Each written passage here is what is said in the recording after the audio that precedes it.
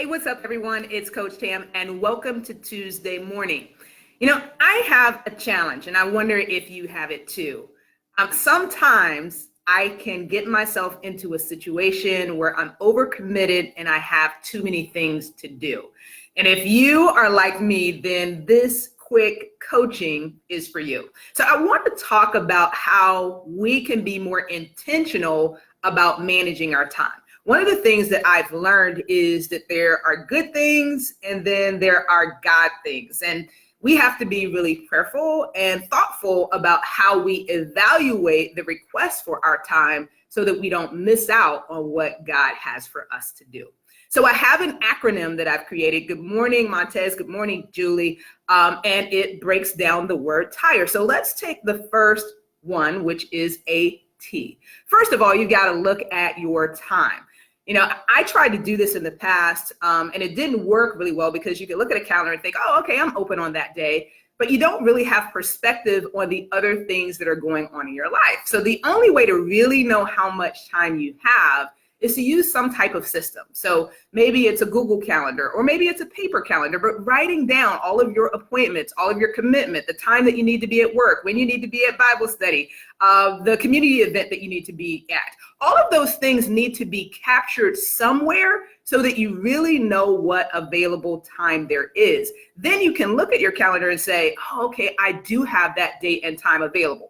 And here's a trick that I've learned. If you don't know, if you're not 100% sure, maybe your calendar is not up to date, then what you need to do is buy some time. Say, let me check my calendar and get back to you so that you don't get yourself into a situation where you've committed to something that you can't do. So the first thing is to be aware of what time you have by managing your life with some type of calendar. Okay. The second one is interest. Am I even interested in what I have been asked to do? There have been so many times where I found myself saying yes to something, and then I get in it and I'm like, oh my God, this is total torture for me. It's not something that I really want to do. I have no passion around it. And I'm not saying that we are not called to do things that are not passion for us. So we do have to do that check-in with God to make sure that this is not something that he's asked us to do.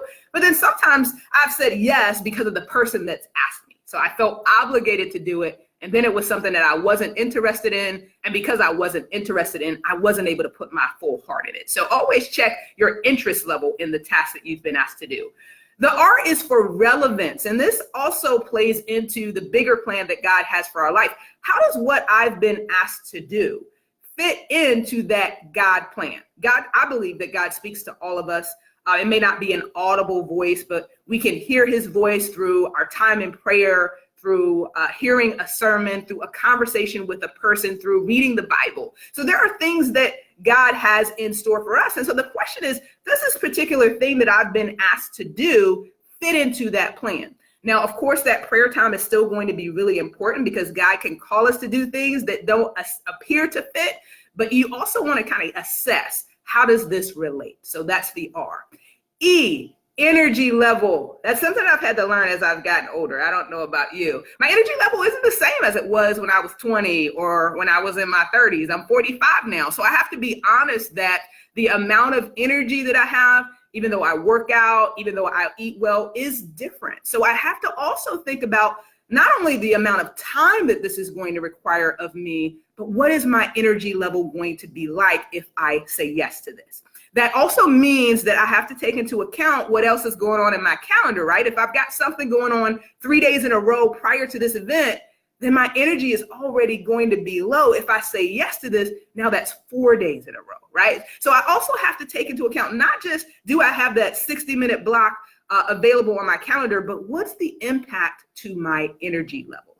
And last but not least, skill set. Do I have the skill set for this particular thing? I'm going to tell you something. There are some things that God has allowed me to be really good at. And then there are some things that I am horrible at. And when it's something that I'm not really good at, I don't have the skill set for it.